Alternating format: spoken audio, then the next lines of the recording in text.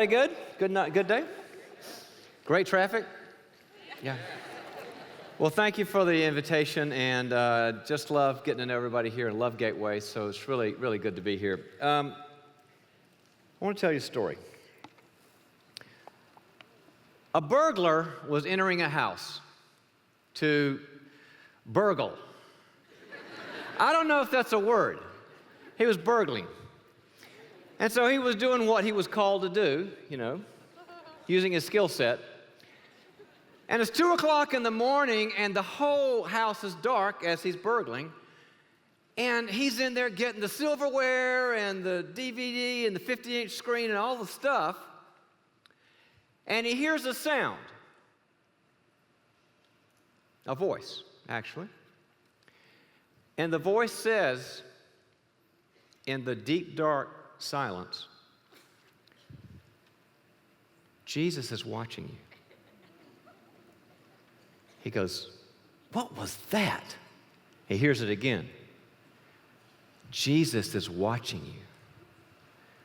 So he pulls out his flashlight, takes a chance, turns it on, flips it around, is in the middle of the living room, and he turns it around to the back of the living room. In the corner of the living room is a bird cage. And in the bird cage is a parrot. And the parrot's standing on the perch. And he looks at the parrot and says, did you say that? And the parrot says, yeah.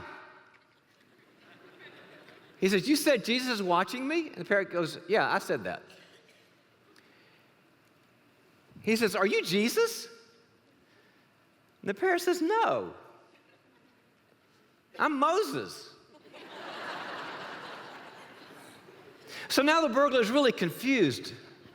And he says in the kind of amusing way to the parrot, he says, what kind of dysfunctional house would actually have a parrot that they would call Moses? Parrot says, I don't know. Probably the same kind of house that would name their Rottweiler Jesus.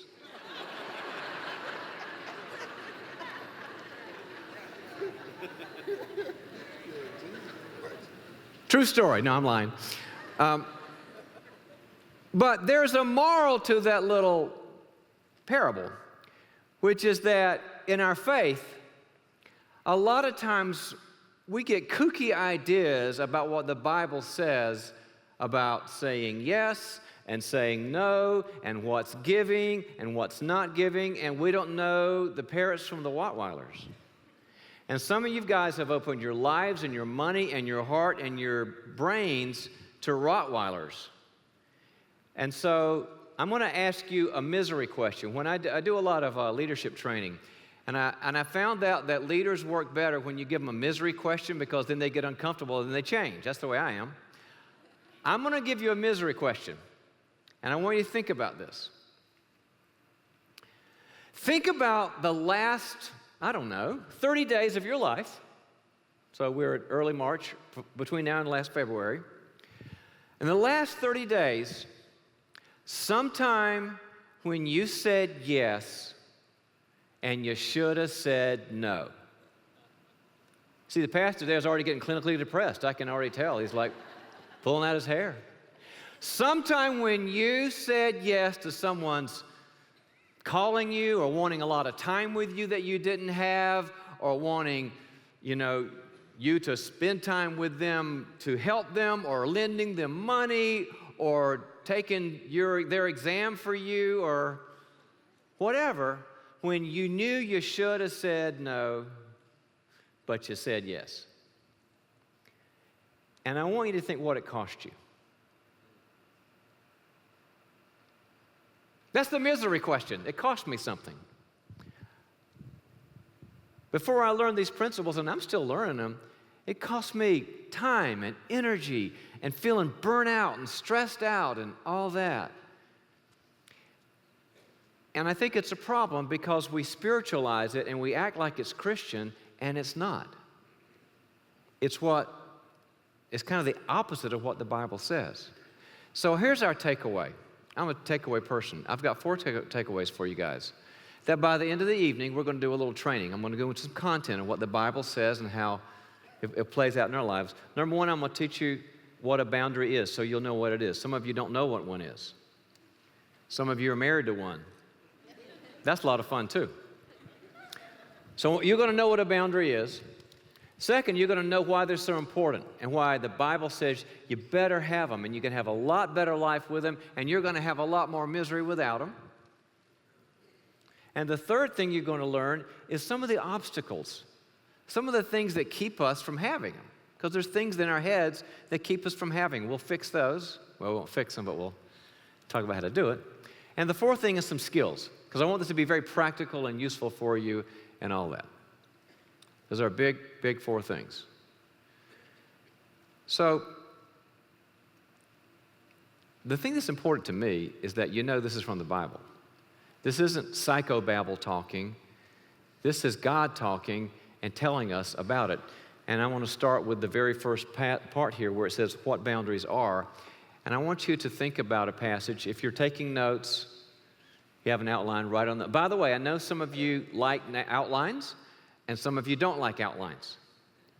If you like outlines, you're somewhat anal retentive and a little bit obsessive compulsive.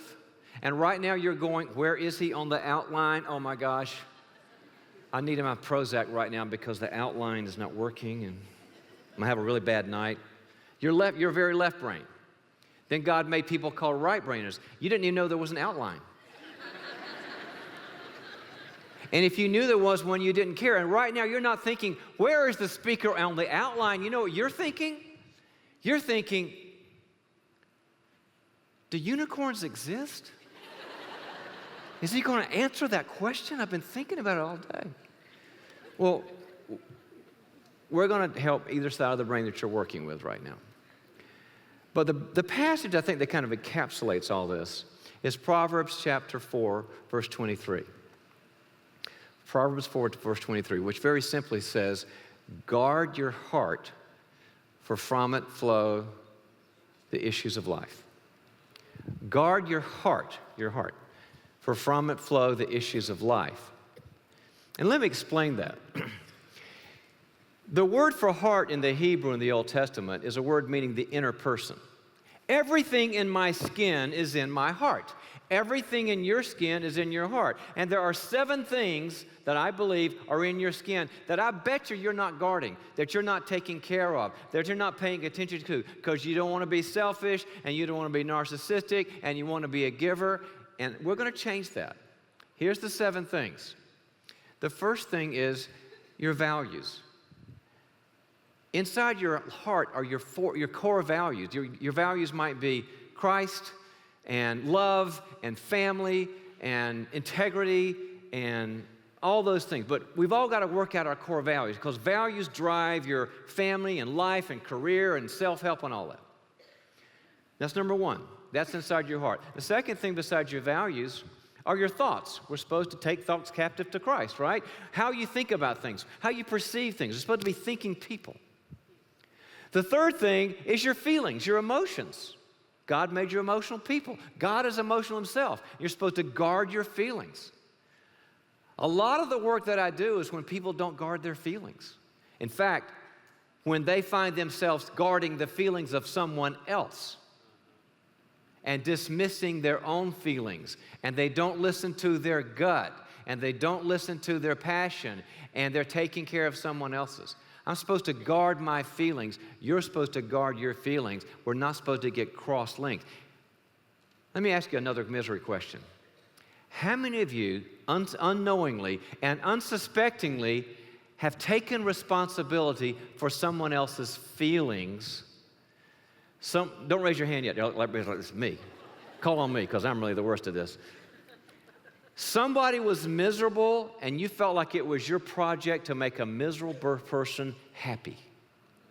They were sad, and your job was to make them happy. They were upset and overwhelmed. Your job was to make them feel peaceful and free. How many of you have taken ownership? I've done it a million times. Raise your hand. Great. How many have never done that? You're totally holy. You're totally healthy. You don't know what you're doing in a church with all this dysfunctional people. Raise your hands high if you've never done that. I want you to see high if you've just never, ever done that. Oh, my gosh. This is really depressing. Not one person raised their hands. Huh? This is my son. Forget it. And he's lying right now. Okay, nobody raised their hands. And I wish somebody had, because it's really good for everybody to see what denial looks like. And you can pray for the person and learn from their life, and because we all do it. And how did that work for you? To try to put all your energy into making a miserable person happy. As Dr. Phil would say, how's that working for you? You know what happens? I get miserable. Because the Bible teaches I love other people, but I can't take responsibility for their feelings, their core values, their thoughts. Those are the first three. Here's another one. Your passions. God is a passionate God. He says, David says, passion for thy house, zeal for thy house consumes me. We're supposed to have passion. I've got to guard my passion, because if I don't have passion, I don't get up in the morning.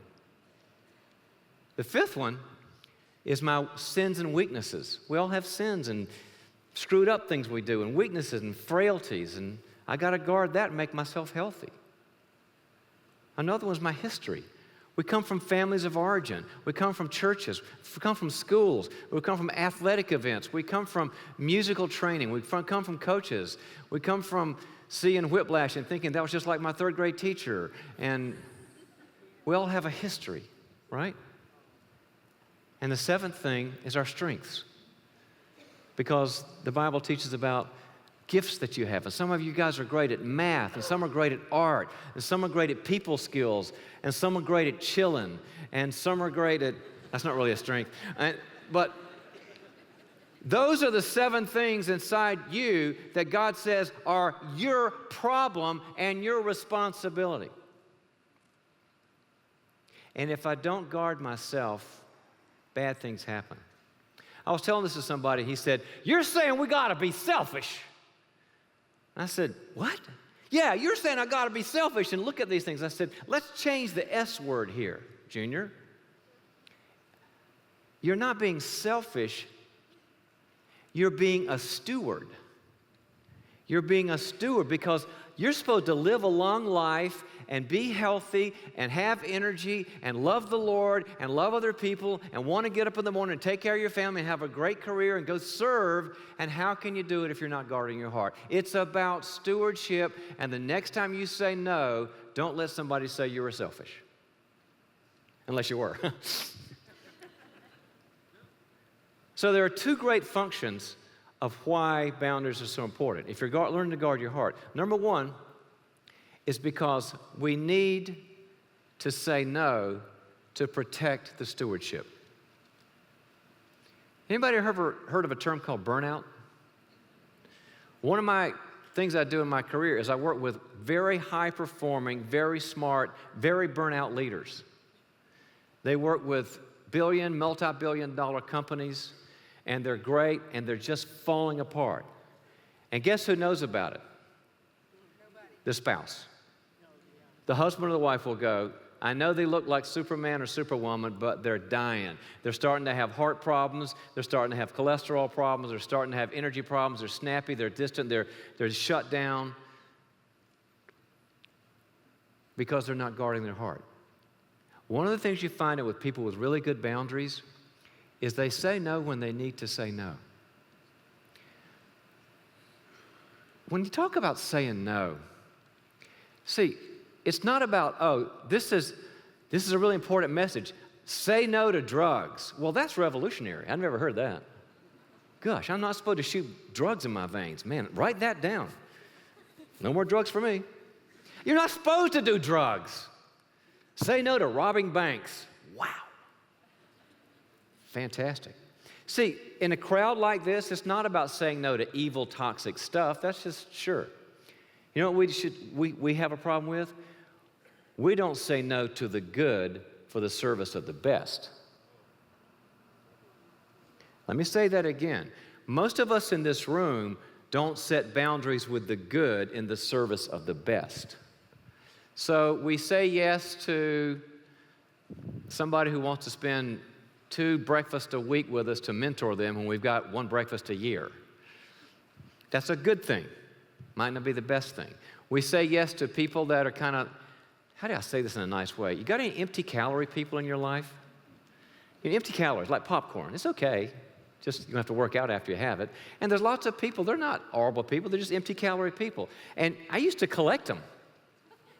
I had a big stamp collection full of empty calorie people.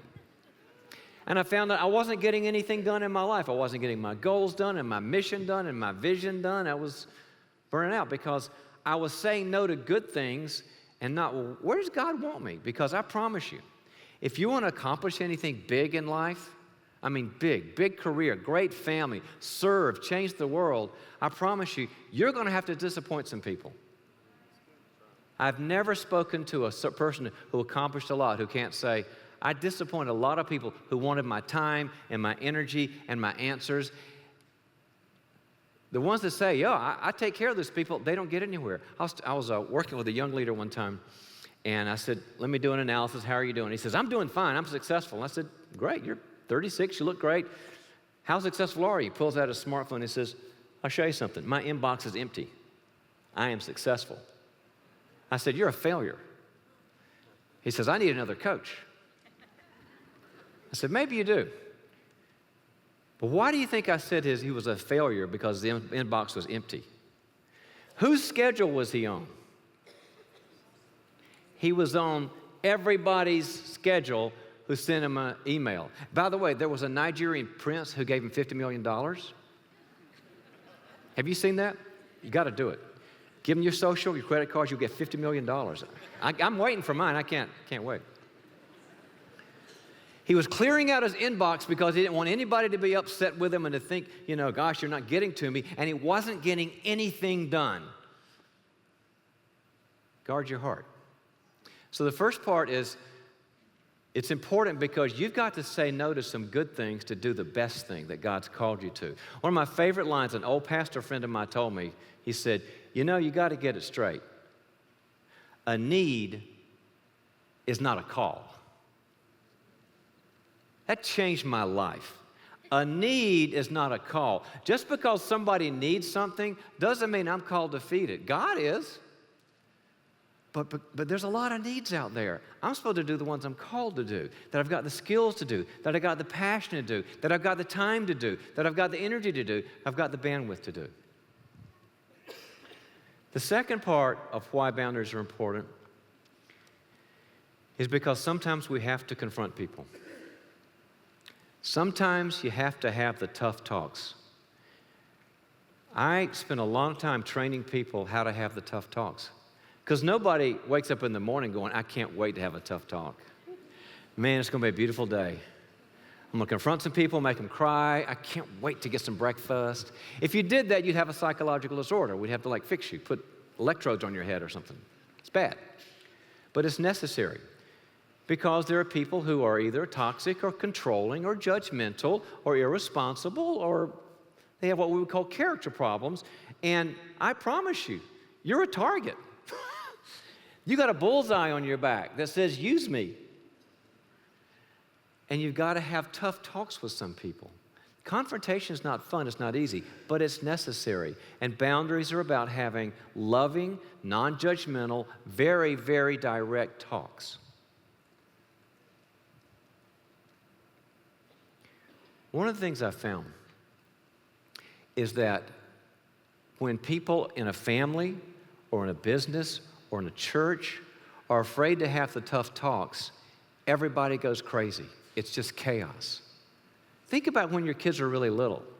When our kids were little, our kids spent their first 3 years in timeout. It's just kind of the way it was. They didn't even know what the outside looked like until they were 4. Because you got to have tough talks because God has tough talks. And think about all the verses in the Bible where God says, like Nathan did to David, you are that man. Like Jesus says in Revelation, I have these things against you. Healthy confrontation is healthy biblical functioning. Healthy confrontation is healthy biblical functioning. I'll give you an example of this, but first I got to get permission. Would you stand up, honey? This is my wife, Barbie. Barbie's here tonight. Would you stand up? Let everybody say hi to you. All right. Do I have permission? Okay. I always got to make sure. She's never said no to it, but she could. So when we were in the young parenting years, trying to figure out life, you know what you do when your kids are little beansters, you don't know what you're doing, you're trying to figure it all out, right? And the big areas of young, married, how many of you have kids? Okay, you understand. The big areas are, in the first few years of life, are spiritual values, money, in-laws, and sex. That's kind of the big four, right? Spiritual values, your money, because you don't have any, and in-laws, and how crazy are they, and sex, and what do you do with that? It's all that, right? And so we're working on all those issues, and I would say, we've got a spending problem here, or she'd say, we've got an in-law problem here, just the things you do. And sometimes, Barbie's just a really nice person. She's just a kind person, and she didn't have a lot of this boundary stuff, so she, married them. It was really great. So one day I said, I'm really bugged about the spending or whatever. And she goes, well, then you don't love me. And I go, whoa, Tilt, stop. No, you can't say that. No, never say that again. Why in the world would you say that? And she said, because it doesn't feel like it. And I went, I better listen to this. It doesn't feel like it. So we had this long conversation. Remember our conversation?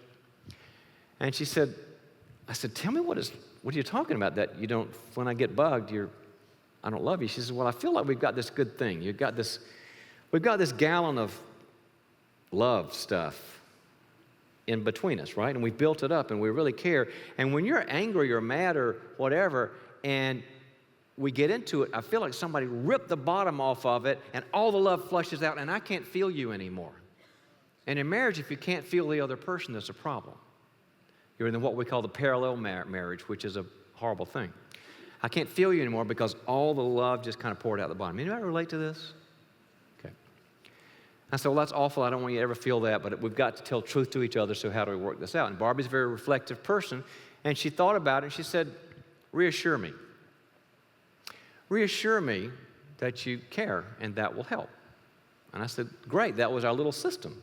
So if I had to talk about the big four, and have to say, now, wait a minute, before I get into this, you're it. I'm your biggest cheerleader. I love what God's done. I think you're the coolest person in the world. And then we'd have the talk. And it worked until one day. And I walked in the living room. I don't know what it was about. We don't know anymore. It was something. And I said, I want to tell you, you're it. I'm your biggest cheerleader. I'm so glad we're together. She goes, will you just get to it? Now that's a beautiful thing. That's a beautiful thing.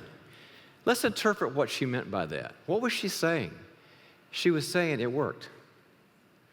We took the bottom of that love jar and we tied it together, and now when we're telling truth to each other, it doesn't all come out.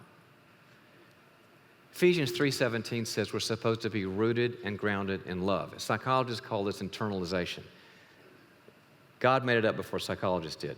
Internalization means I can feel your love even when we're upside down. And it is a great thing for a marriage, and it is a great thing for a family, and it is a great thing for friends. We need the skill of telling the truth in love to each other. So that's why it's important. It's important because you've got a life to live, and you've got goals to reach, and you've got a mission to do, and you've got a great passion in you. And if you're letting people take it away with the good and not go to the great, it's going to be a problem.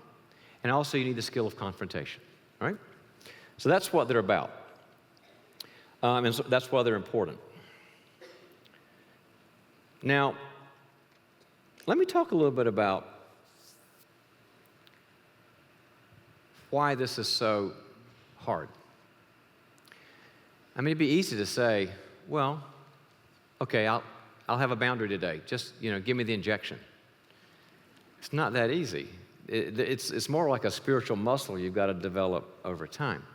And here are three obstacles that people in this kind of group would have, and I want to just go over them with you, because you can identify probably with at least one of the three. The first is a fear of loss of relationship. That if I set limits and disagree or disappoint you or let you down or confront you, that I will lose the relationship with you.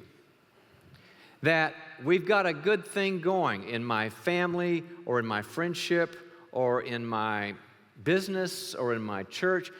But if I confront you and say something to you that you don't like, you'll take all the marbles here and you'll go back home, and I'll be without you. Now, let me tell you why this is so important. It's important because the Bible teaches that we desperately need each other. We desperately need each other. 1 Peter 4:10 says that we are the stewards of God's manifold grace. We are the stewards of God's manifold grace. God actually gives His grace to us through each other. And that's why when I work with people, I always check them out and I say, how vertical are you and how horizontal are you? Because we're supposed to get our nutrients and supplements of life through God vertically. We get them through His love and His grace and His Spirit and His power and the great worship like this and all that. That's the vertical part. But the Bible also teaches I'd better get it from the horizontal part too. Love and support. And most Christians I know are pretty good with the vertical, but really, really not good at all in the horizontal. The horizontal is scary because I've got to take a risk. I can tell God, oh, take care of me, fill me with your love. You know, He's God, sure, that's who He is. But to be vulnerable with somebody else and to say, I'm having an awful day, I need 20 minutes of your time, and they could say no, or to say, I feel insecure, and they say, I thought you were strong, I don't like weak people. I could be rejected if I'm vulnerable. I could be shamed if I'm vulnerable. So I just make it all vertical. And I say crazy things like, oh, I don't need people, I just need the Lord. Anybody ever heard the comedian Michael Jr.? He gets it. Michael Jr., we'd spoken together at conferences. He talks about oversaved people. You ever heard of an oversaved person? He says, here's how you know when somebody's oversaved. When you say to them, I'm really like thirsty today because the sun's so hot. I'm thirsty. And they go, I'm thirsty for the Lord. Where's my keys? I need the keys to the kingdom. They're just oversaved. They're kind of weird. And you like them, but you have really short lunches with them. It's just weird. So, because they're oversaved. See, God meant me to be highly vertical, really connected to Him and His power and Spirit and His Word, but highly horizontal too. And we are without the horizontal. You know what we do? We put it all on our spouse and our dog. How do you get your needs met? Well, the Lord and my spouse and my lab. Well, I feel sorry for your dog, and I feel sorry for your spouse, because I've got to have other people in my life. We're supposed to get love and support and grace and truth and everything from other people. The vertical life is not enough. God made a system where the vertical life is not enough. That's why we're going to tell you about the process groups next week. You've got to do the process group, and I'll tell you why at the end of this. It has to do with neuroscience and neurobiology. And if you don't do the process groups, all this won't really matter within 90 days. It'll flush out of your system because God made a system that's horizontal.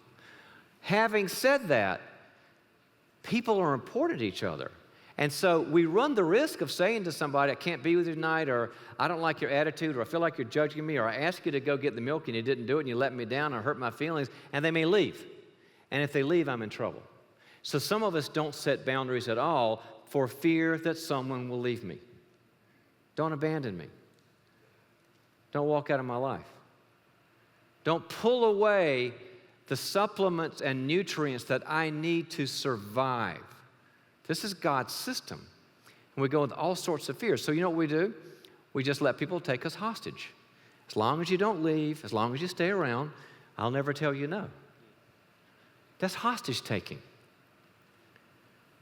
God has a solution for that. And the solution is what I call a life team. A life team, like athletic team. That you'd better not be dependent on any one person. I don't care how great your spouse is. If the only person you're going to is your spouse, you are putting a lot of hay from the truck on that person. It's what we would call a dependency conflict. Instead, have a great spouse or a great dating relationship or whatever you've got, but have somewhere between 3 and 7 people that know everything about you. I mean everything, the good, the bad, the ugly, the 14 times you were in jail, all that stuff, the reason the church won't let you come in without an ankle bracelet, all that stuff. There's got to be 3 to 7 people besides your spouse that know that. And I've got them on my speed dial on my phone, and when you're having a hard time and you feel overwhelmed and bugged and out of it and you don't know where God is, you got to call that person and say, I need 8 minutes with you, and I just need to vent.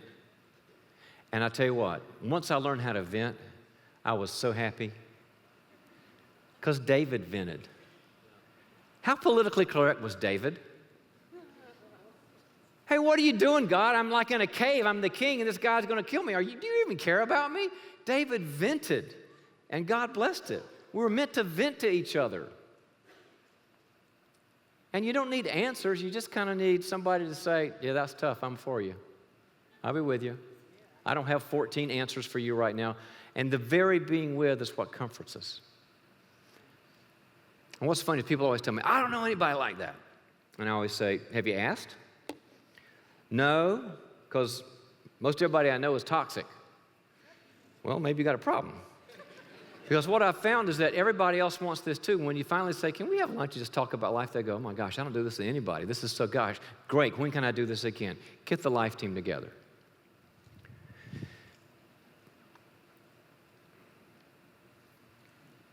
But life teams are scary because you got to be vulnerable. It's not fun to be vulnerable. I come from a large family, fairly large. It's 4 kids large. These days it is. Back then it wasn't. And I love my family, and we all love each other. And every year we go to the East Coast, because I'm from the East Coast originally, and my wife and our kids go see them, and we all like each other. And I went to see them one time a few years ago, and my niece, Lindsay, comes up and says, Uncle John, can I talk to you about a problem? I said, what's up? She goes, I've got a really bad life. And I said, well, I'm sorry, what happened? She goes, I'm a senior in college, and I'm a communications major. Does that tell you anything? So I said, you got no job prospects? She goes, yeah. I said, I'm sorry. She goes, my boyfriend and I broke up, and I really miss him, and he was a good guy, and I'm really heartbroken. I said, well, that's awful. And she said, I don't even know where God is anymore because I just don't even feel him anymore. I don't even know if I believe in him anymore. And my heart just broke for her because I remember my 20s. They were not, anybody have a tough 20s? Okay. Anybody in a tough 20s right now? And so I said, I'm so sorry. I mean, you've got a job problem, and you've got a boyfriend problem, and you've got a God problem. That's awful. I said, what's your mom, my sister, doing with that? She goes, that's what I want to talk to you about. I said, what do you mean? She says, you got to fix her. I said, I'm on vacation. She goes, if you really love me. She said, I said, what's got to fix? Well, she says, well, she tells me the same things every time. When I tell her about the job thing or the boyfriend thing or the God thing. I said, what does she say? She says, Lindsay, listen to me. You're a Christian. You're smart. And you're pretty. Feel better. Now. I said, she says that? She goes, yeah. So does that work? She goes, no, that's why you need to fix her. I said, well, what do you do? She said, I just avoid her, stay away from her. I said, well, that's sad. You need your mom right now. What's your dad do? Dad and I talk all the time. I thought, okay, we've got a baseline here now. So I went to grab my sister, and you know how it is at family reunions. You do little sidebar talks with everybody. Let's go to the backyard and talk about this and gossip, or go to the second bedroom or go to the kitchen. So I grabbed my sister, and we do the outside thing in the backyard. And I said, Lindsay's really in trouble. She goes, I know. Fix her. Great. What needs to be fixed? Well, haven't you heard? She's got a job problem, a God problem, and she's got a boyfriend problem. I said, I know, it's awful. She tells me that you say you're Christian, smart, and pretty, and then you say feel good. She goes, I know. Fix her so that she can feel the nuggets. She can feel these truths that should transform her. I'm like, I ain't that good. She said, what do you mean? I said, well, that's really what you say? She goes, yeah, she just got to understand that she's seated in the heavenlies with Christ, and she's a smart girl, and she's pretty, and she'll make it. And I said, I don't think that's working. I don't think she's going to be vulnerable with you. And she said, what am I supposed to do? And when somebody's kind of like that space, I just tell a story, because stories convey things that, 3 principles don't work anymore. You go to the story, right? And I said, look at it this way. I said, your daughter fell down a well, a 40-foot well, awful, a long fall. And she's at the bottom of that well, and she's miserable. She's scared, and there's no boyfriend, and there's no job, and there's no God, and it's dark, and it's cold, and it's scary, and it's just awful. And she's looking around in limbo, and she doesn't know up from down, and she's overwhelmed. And you're at the top of the well, and you're leaning over, and the sun is shining, and clouds are over here, and you go, honey, you're Christian, smart, and pretty. Come on up. Like the Bob Barker guy, come on up. I said, let me give you a contrast here. Your husband, Mark, my brother-in-law, he jumps into the well. 40-foot dive, jumps into the well. And he picks up his daughter, your daughter, and he holds her. And he says, it's really scary here.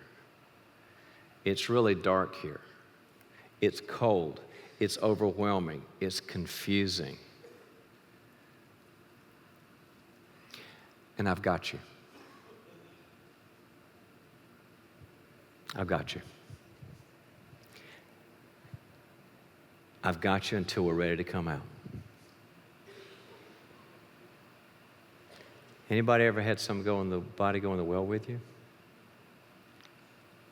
It's pretty good, isn't it? They didn't have 14 answers. They didn't tell you you're a Christian, smart, and pretty. They got in the well with you. And I said, that's why she avoids you, and that's why she goes to him. My sister is no fool. She says, you're telling me to jump in the well. I said, I am. You're a mom.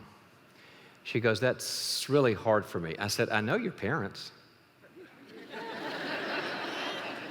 I get it.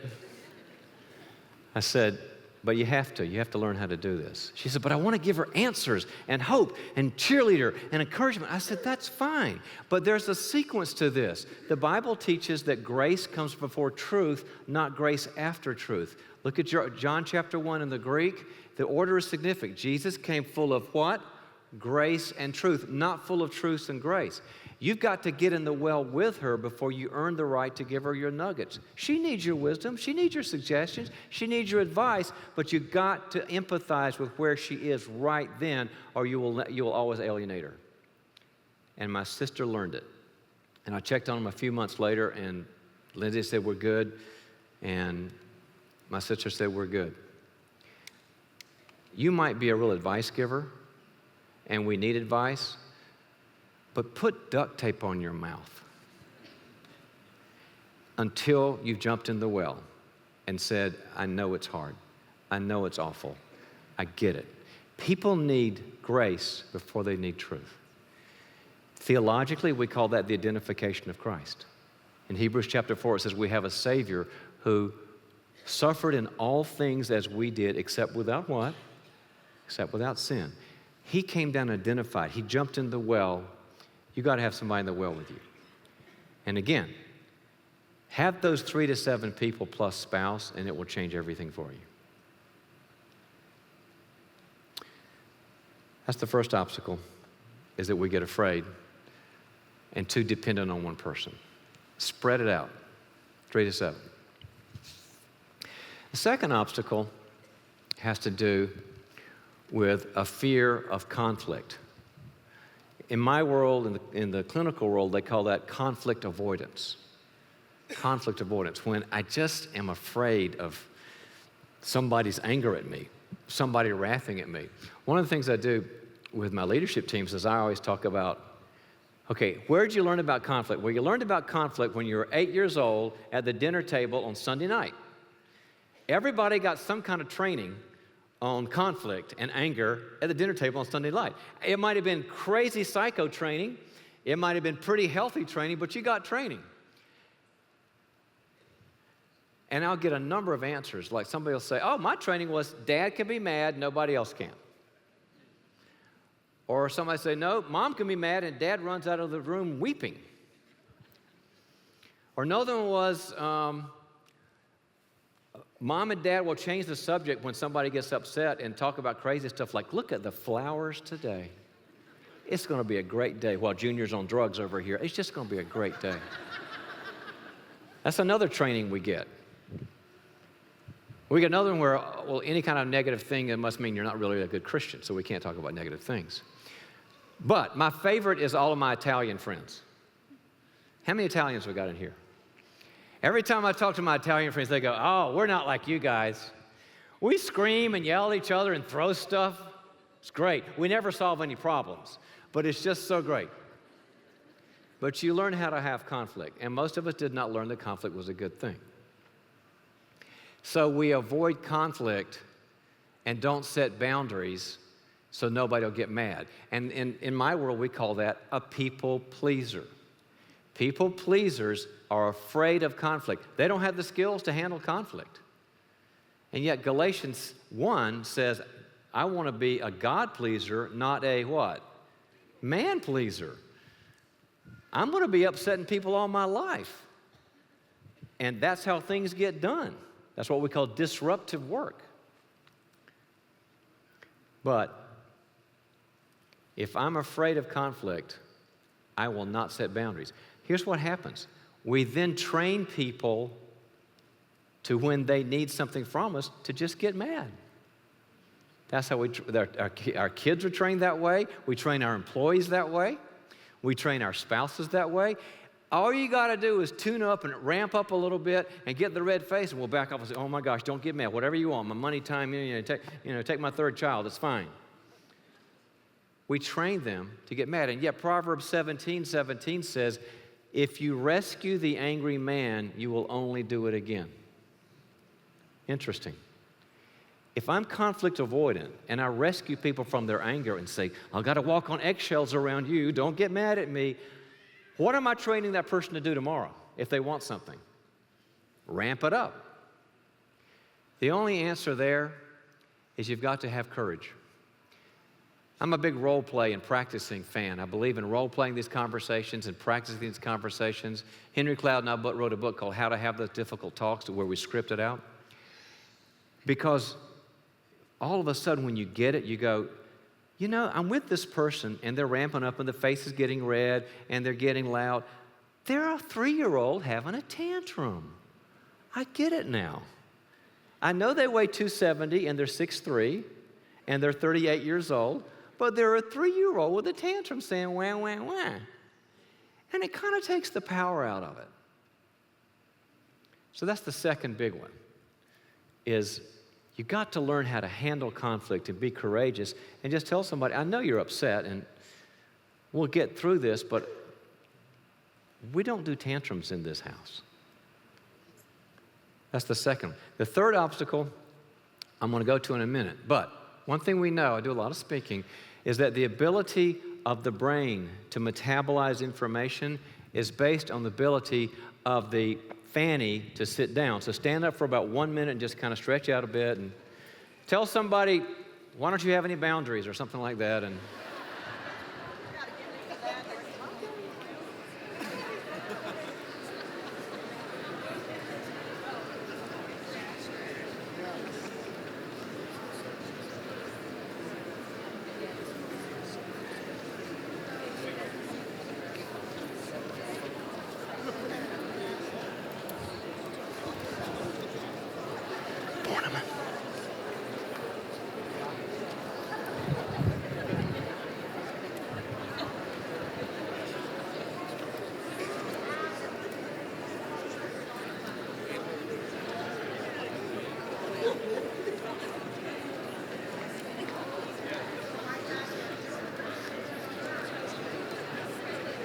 all righty.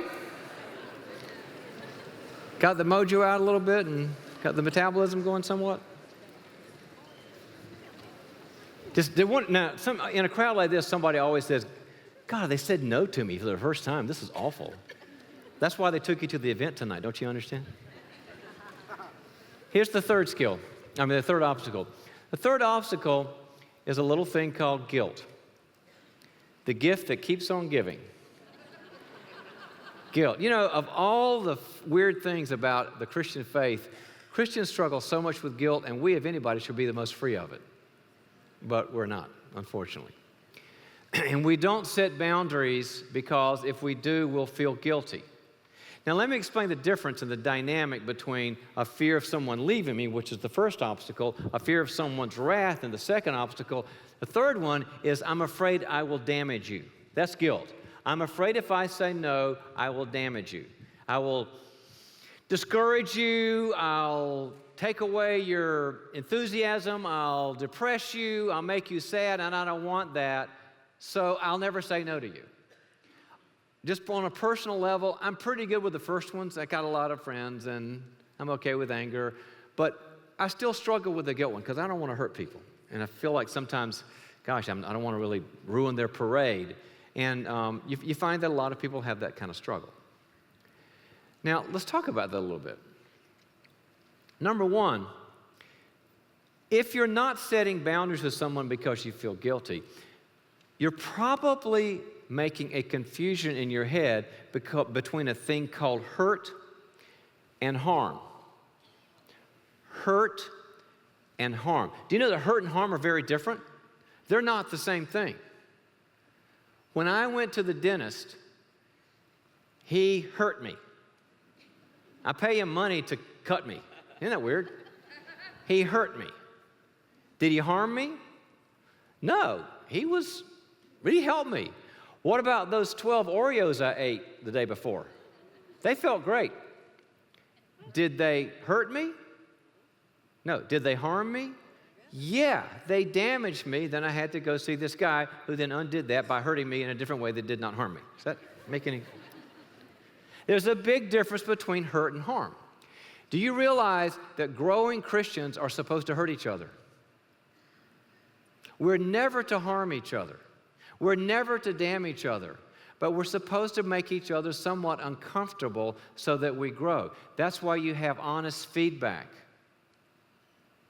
That's why you say, you know, your tone of voice is really tough right now, or you're kind of making this all about you, or I just felt judged, or you really let me down. You made this promise and you didn't do it, or you're controlling me. That's good feedback. And the Bible says over and over and over again, I'm supposed to speak the truth in love and receive the truth in love. That's what healthy relationships are about. But if you don't know the difference between hurt and harm, you end up walking on eggshells again and being really, really careful. One thing you find out about people that walk on eggshells is they don't trust anybody. They don't feel free with anybody. They're always afraid they're going to step over the line and upset people. Did you know that the word trust in the Old Testament means to be careless? Without care. To be trusting, to trust God or someone else means to be without care. Meaning, I don't need to edit with you. I don't need to be politically correct about everything I say or spiritually correct just so you'll hear it right. If I love you and you love me and we're safe with each other, I can just tell you, here's where I am. We'll pick up the pieces later. And those are my deepest and best relationships, and those should be your deepest and best relationships without care, careless.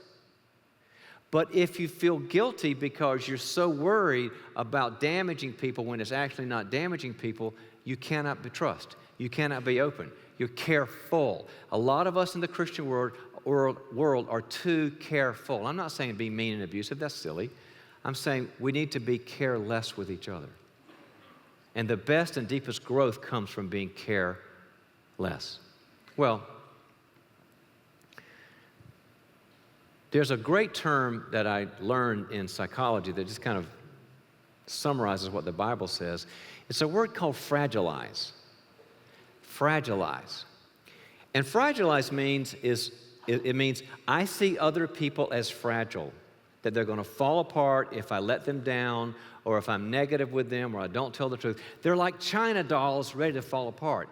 And what you find out is that very high-performing people, leaders, moms, dads, parents, sphere of influence people, they tend to fragilize others. And they don't sit down and have the tough talks because they're so afraid of wounding up someone else and hurting them. What we found out is that there are people desperately need structure and order and love. So how do you get out of the fragilizing? Anybody here fragilize anybody? Okay, I'm the only one. Okay. So how do you get out of it? Here's how you get out of it. Think about the last time somebody said no to you. You know, for something really big like you're at McDonald's and they said, we don't have any more hot apple pie. I mean, that could be, time to slash the wrist, right? I mean, that's a big deal. So maybe somebody said no because of that. Or maybe somebody said no that you wanted time with. Or maybe you wanted someone to care about you and they were into themselves. Or maybe you needed money or whatever. But think about how you handled someone else's no. What did you do? Well, we tend to do things like negotiate. Well, there's another way we could do this. Or we ask again, are you sure? Or we, try to go to someone else to get our needs met. We call that adaptive behavior. Y'all are sitting here because you're adaptable people. You could handle a no. The last time you heard no, you didn't run out of the room screaming, I hope. I've seen fragile people. I know what fragile is. I'm a shrink. I mean, fragile's fragile. It's when we put them in these white jackets and we give them drugs. That's like fragile.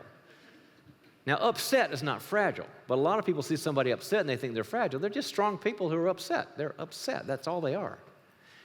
You adapted to the no. Here's my big point here. Respect the other person enough that they can adapt to your no.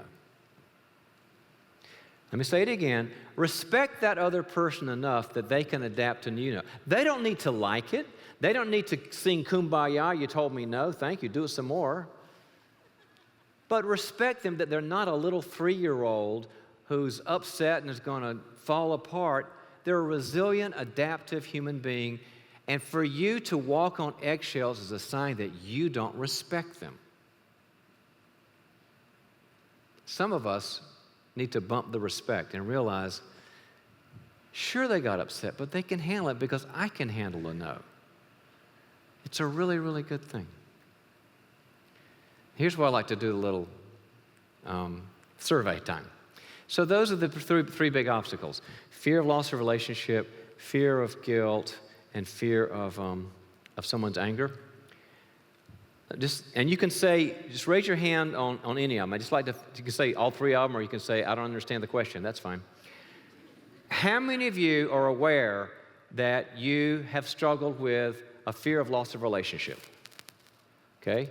Fear of someone else's anger controlling you. Fear of your own guilt. Why am I here? My wife drugged me here. I don't know what this is about. I thought it was an Amway conference. What's the deal? That's about right. That's about the right spread. It's generally kind of like most people say, probably 60% in each one. That's just kind of the human condition. But use the skills. Get the life team together. Learn to be courageous in conflict. And start respecting people that can take a no. And all of a sudden, it'll get a lot better. Okay, now let's go to the skills part. There are several skills that are very helpful that you can practice this week to, begin to develop what we call the boundary muscle. The first one is to monitor your lies. Monitor your lies. See, people that can't say no are by definition liars. I was. I get it. How are you doing? I'm fine. When you just had a big fight with somebody and you dented the fender and the laundry was wrong and your spouse is a nut and you're just upset. How are you doing? Fine. Romans 8:20. I'm Christian, smart, and pretty.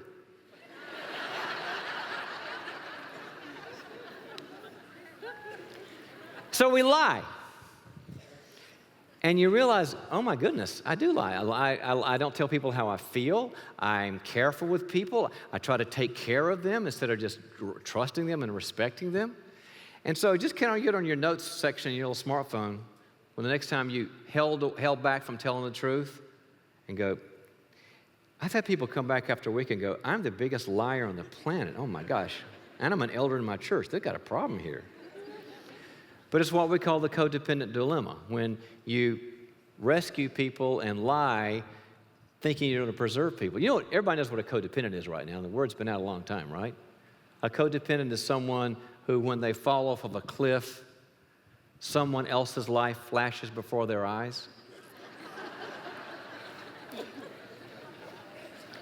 That's how you know. So you got to diagnose how bad the problem is. Give yourself a week to just monitor all the times you're not coming up and being forthcoming with the truth, or you're holding back the truth. And you'll go, goodness gracious, I got a problem. I'm not doing drugs, I'm not robbing banks, but I'm a liar. Second one, use the word no every day. Use the word no every day. I study neuroscience, and there's a lot of really great information that basically supports everything the Bible's been saying about the body-mind experience, you know, because Psalm 139 says that we're fearfully and wonderfully made and how God made us so intricate. Our bodies and mind are all mixed up together, especially on neural pathways. We found out that if you say no and you're honest about something, it makes it easier the next time to say no. The neural pathways get stronger. Anybody here got sales training? Okay, you guys know how to handle a no. And when you guys hear no, what you hear is maybe. When you hear maybe, what you hear is yes. So you come home, how was the day? Oh man, I had a lot of yeses and some maybes. It was great. Flip it around and use the word no. And here's the easiest thing to do is don't come after somebody and all of a sudden say, I'm working on boundaries. No. I mean, it's a great evangelism tool, I found out. It's good. Don't do that. But just give them your own opinion. Somebody goes, man, I just love who won the Oscars. You might go, I didn't. And then they'll leave. They'll never speak to you again. It'll be great. Or, you know, I really want to go for Chinese food tonight. And you might want to say, I want to go Italian. And then they divorce you. It's really fun. But if you start using the word no, you know what you do? In my world, you normalize a healthy culture. A healthy culture in your marriage, a healthy culture in your church, a healthy culture in your family, healthy culture in business. And all of a sudden, people feel a thing called empowerment. You said no, and the world didn't fall apart. And you're Susie Cream Cheese. You're the nicest, most positive person in the world, and you said no, and things didn't fall apart. And people feel empowered, gosh, we can handle this. You know, for 17 years, you've been putting cream in my coffee. I hate cream in my coffee. Maybe it's time to tell you. Big whoop. So normalize the word no. Say it every day. God says no all the time. So the first one, find out how bad it is. The second one, say no. And here's the third one. Find out who you're giving power to. Find out who you're giving power to. Most of the time, when I'm afraid to say no and speak the truth in love and be honest, I am handing over enormous power to somebody. And I promise you, it's not worth it. You're handing over your birthright for a bowl of pottage. And I've had people give up marriages and their entire inheritance and their families and their businesses and their livelihood just to keep somebody happy that really didn't love them in the first place. And that is not the stewardship you want of your life. So do the homework and go, I'm giving enormous power to, I don't know, somebody at work or somebody in my family or whatever. And most of the time it's one of two things. We give power away for one of two things. One is we give power away to get them to accept us. Accept me for what I am and love me like I am. And so if I just never tell you no and just think about you and in your world all the time, maybe you'll accept me. And it never works. And the second thing we do it so that they will, in some form or fashion, give us power. That they'll say, I believe in you, you're a strong person, you can go have a great career, and they never do. It is an endless addiction. Who are you giving power to, And why are you giving it? Why are you giving away your birthright? I remember a friend of mine he's one of those charismatic individuals that everybody loves and wants to be with. And this is when the mentor movement was just starting. You know, everybody wants to be mentored now, right? So I'd like for you guys to mentor me tomorrow. Could you do that? And it's a cool thing because good mentoring is good. It's a form of discipleship and coaching and growth. And it's really cool. And can you spend time walking through life with me? And where is God? And where am I going? And this guy, everybody wanted him to mentor him because he was a good guy and smart and had great personality and great faith. And he was like a magnet. So, I mean, he's mentoring like 2 people a day with a full-time job. And his wife finally went to him and she goes, "What's your name? Mr. Mentor? Yeah, you got kids. Did you know that? You're kind of supposed to mentor your kids, aren't you?" "I'm sorry, I'd love to talk to you about this, but I got to mentor this guy over here, you know?" And so he and I started talking about it. He said, "You know, I love it. I feel like I'm useful." But we found out that he was giving great power to these people for lots of reasons. He had a very absent father, never got acceptance from his father, so he wanted all these guys to give him acceptance, blah, blah, blah. So he started getting his power back. And all of a sudden, he started spending more time with his family and things got better. Well, he and his wife were out on a double date. You know that double date where 2 of you in the front, 2 of you in the back, and there's no kids, and it's kind of fun. And they're driving along, and the guy who was with my friend says, "You know, I really like our connection. I feel kind of a chemistry. I mean, it's kind of a promise keepers thing I feel with you. Can you mentor me?" And the wife is like, she went into trauma. She went, "Here we go again. Woo, woo, woo." You know, she's like, "Here we go. I'm going to lose you again." Because the guy's like, "Can we get together at 5 o'clock on Saturdays? Because that's when I really need you." And all this stuff. You know. And he turned around and he said, "Gosh, Sam, I'd love to mentor you. It's a really busy year. Could we wait for a couple of years?" And the guy had a hard time with that. "Well, I really need you." He goes, I know. How can I support you in a way that doesn't involve me mentoring you this year?" And the guy, they finally found a referral for him, another guy that was finding all this. But the wife, think about the wife. She's sitting there in the car listening to this guy put his family before the mentoring, which he had a pathological need out of his own dependency to meet. How do you think she felt? She felt valued and cherished and loved, and he's not out there slaying all the dragons. He still mentors people. He's one of the best mentors out there, but he limited it for their sake. I have no idea what my point is. I need some left-brainer to tell me where we are. It was the third skill. Thank you. Giving the other person power. You can tell who the right-brainer is in here. And so take the power back and realize I'll never make them happy anyway, so I'm not any worse off. And I've got a life that God wants me to live. Now here's the fourth one. I'm going to give you sort of a structure I worked out on how do you know when it's time to give to someone of your time or your money or your mentoring or your ear or whatever. How do you know? Because sometimes the needs are kind of confusing.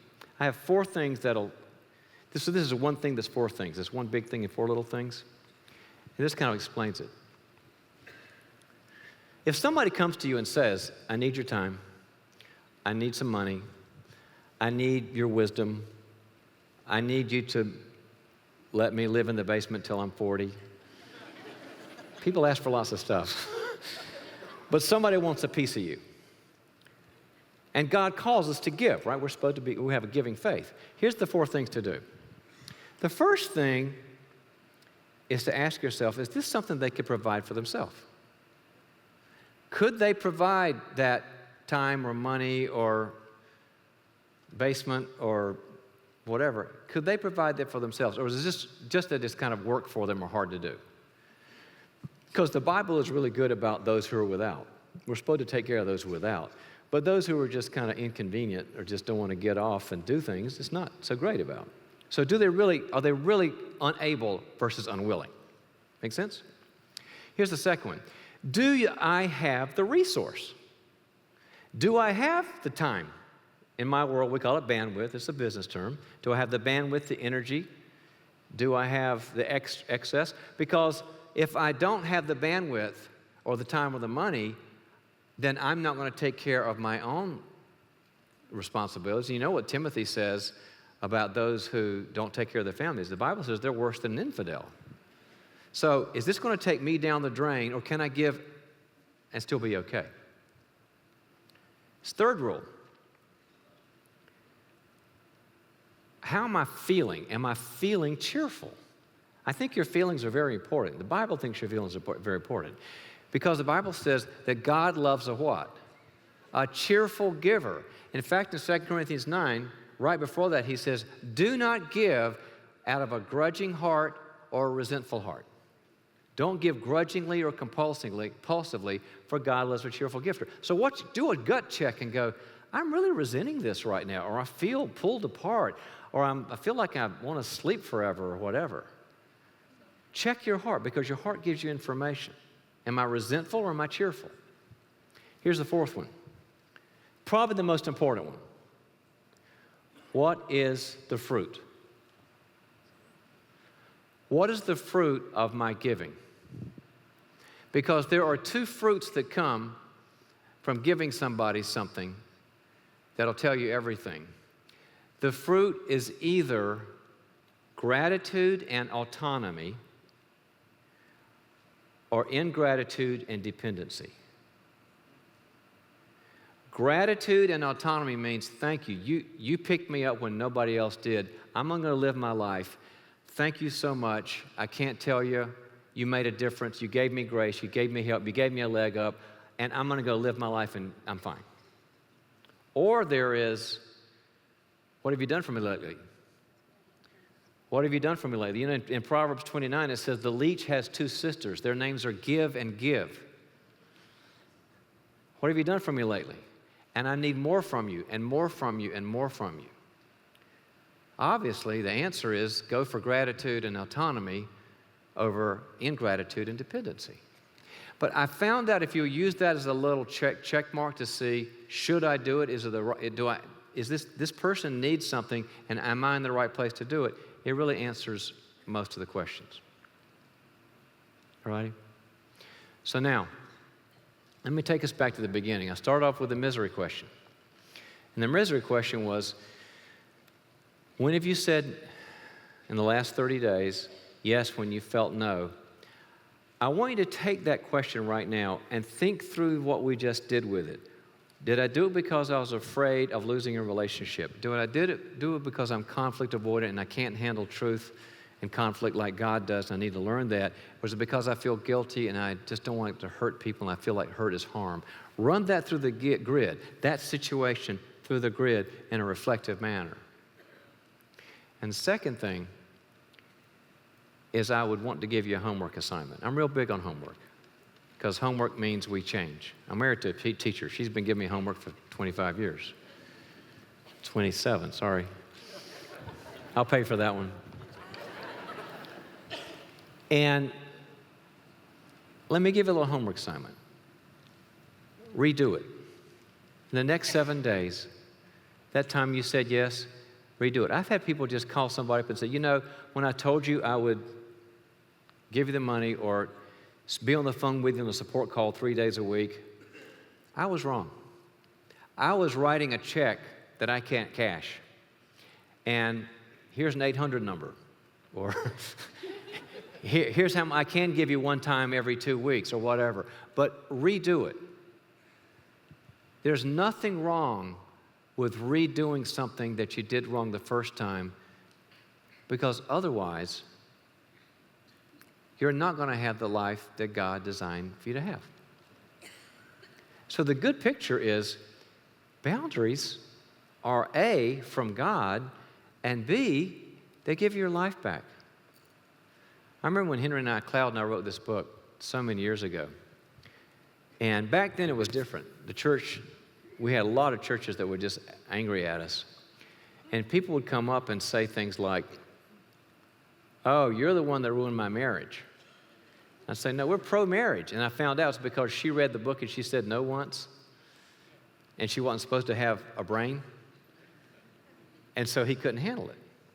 But what I found is that over the years, we're into many years of this book now, and lots of these books, is that people that learn good boundaries are the coolest, most loving, most positive, most successful people in the world. Why? Because when you guard your heart, then God's got this oven called growth, and He needs to develop those 7 things, your values and your feelings and your thoughts and your strengths and your weaknesses. He's got to have that oven, and the boundaries help you to put them in the oven. He just turns on the heat, and you develop strengths, and you find passions, you find a career, you find love, you find spirituality, you find healing. But it doesn't happen until you're in the oven. Boundaries are just the oven. They're about growth. So, let me tell you the next step. If you look at neuroscience, like I said, it just mirrors what the Bible's been telling us, that there are 2 kinds of knowing.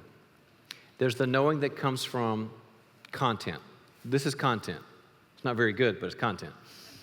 And so you take notes and you get principles and all this and tips and skills, right? That's the content. That's only half the picture. It goes in our brains, and that's interesting. But if you don't do the second kind of knowing, within 90 days, you'll lose about 90% of all this, and you'll never remember it again. Guys, it's not like it's just cached somewhere inaccessible. It's gone, flushed, deleted, never comes back. Because there's a second kind of learning the Bible calls knowing, a second kind of knowing that comes from experience in relationships. And if you take the principles and you put them in experiential relationships, those are God's 2 kinds of knowing in the Bible. Now that's permanent. That's transformational. That'll make you a different person.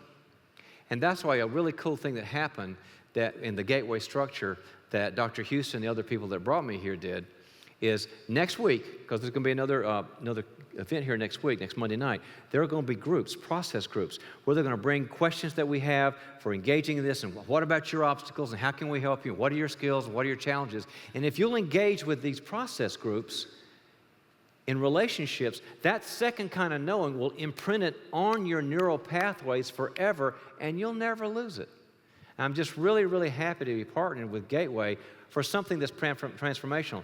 None of us are interested in 90 days of something that goes away. What a waste. So, one of the pastors here is going to come up and tell you how you can do it. You can do it with a texting thing, you can do it with an IT thing, there's all kinds of ways you can do it. But the whole point is, come here next week, share in a process group, see what the experience is like, and see if you'll be permanently changed forever. God has great boundaries. And God's the most loving entity in the world. So that's our call, to have the same ones He has. So, thanks a lot, guys. God bless you.